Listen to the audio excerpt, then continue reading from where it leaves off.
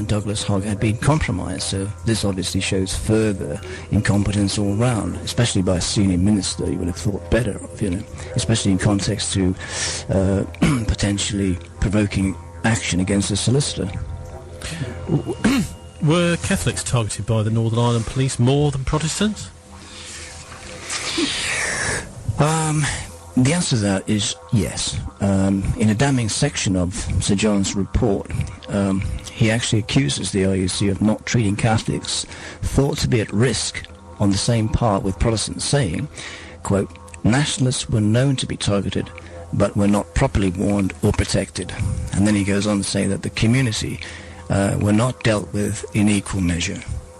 So yes, that's the... Do the IRA collude with Sinn Féin or the real IRA, collude with the provisional IRA, etc.? So I'm talking about, is there collusion on the Republican side as well? Yep. I'm afraid I'm going to have to say that there is. In fact, in 1970 in particular, there is reference to the fact that collusion by ministers from the Republic of Ireland did plot to send arms to the IRA across the border, and that the Irish state went to extraordinary lengths to stop the extradition of murderers to the UK, or that the Irish Garda helped violent IRA members of the establishment with safe houses. That paramilitary is on the run, for example. And in this, I have to say that Dermot Finnegan, which is the brother of Pat Finnegan, successfully contested attempts to extradite him to Northern Ireland from the Republic for his part in the killing of a prison officer. He was actually one of 38 IRA prisoners who escaped from the maze in 1983. So the army rely on good intelligence, or else they're going to start hitting the wrong targets. Is there any quality control? Yeah, quality control is a very important point, isn't it? That the coordination, according to John Stevens, and the dissemination and the sharing of intelligence was extremely poor. Informants and agents, for example, were allowed to operate without effective control and to participate in terrorist crimes. And crucial information was withheld from senior investigating officers. We could say that Brian Nelson, for example, had warned Gordon Kerr of the Forces Research Unit of a plan to, in fact, assassinate Pat Finnegan beforehand. We could give the example also of incompetence where Sir John gave another example of William Stobie, the UDA quartermaster, who was involved in the 1987 murder of Adam Lambert, a Protestant student who was mistaken for an IRA Catholic on a building site. So that was bad information. So who specifically did Sir John Stevens implicate in the state crime of collusion?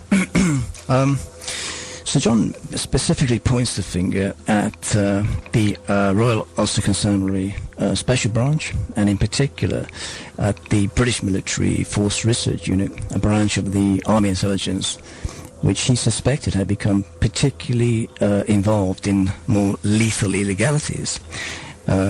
Brigadier Gordon Kerr was the, as he is now known, was then the colonel in charge, in amongst others, which were filed with the Northern Ireland Director of Public Prosecutions due to being suspected during the inquiry. So who was this chap, Brigadier Gordon Kerr? Gordon Kerr covered, basically his job was to cover the collection and use of intelligence by British forces. The use of British agents in conjunction with gathering intelligence, and the use of agents in conjunction with murders or assassinations, and to control the standard of the investigation. But we could also... Brigadier Gordon Kerr is a key figure in all of this. And people might like to know that what happened to him is he was originally posted to Beijing as military attaché. John Ware from Panorama doorstepped him in the British Embassy in Beijing, and he just slammed the door in his face. And people might like to know where he is now. He's actually in the Green Zone in Baghdad, according to the Glasgow Sunday Herald, running something called a Joint Services Group.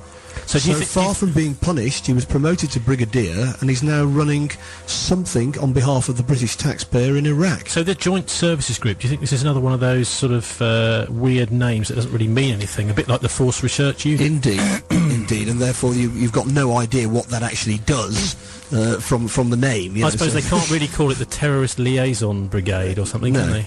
Well, he's in a system, and it has to be said fairly that whilst you're in a system, you're obliged to follow whatever protocols are, put in front of you. Now, Gordon Kerr, during his time in Force Research Unit Northern Ireland, said that his job was to inform the police of possible assassination attempts against individuals, and Kerr said quite plainly that he wished to help the army in its attempt to counter terrorism and to save life. And so the Forces Research Unit was nevertheless a highly secretive unit which sought to identify, nevertheless, and recruit both IRA Republican loyalists and British loyalists as spies, basically.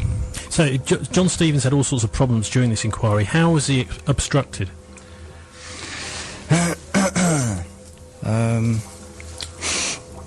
Yeah, that's right. There was a lot of obstruction during his inquiries, as in fact happened to John Stalker, if you remember that incident. So John stated that that he was obstructed every step of his inquiries, basically, and he quotes here saying that this obstruction was cultural in its nature and widespread within parts of the army, particularly in the RUC. And he said there was crucial evidence which was concealed by, in particular, the Forces Research Unit. He and his team were able to nevertheless discover the whereabouts, the identity of Brian Nelson as a leading agent and the head of the UDA intelligence group without their help. The investigation into collusion resulted, nevertheless, in the jailing of Brian Nelson. And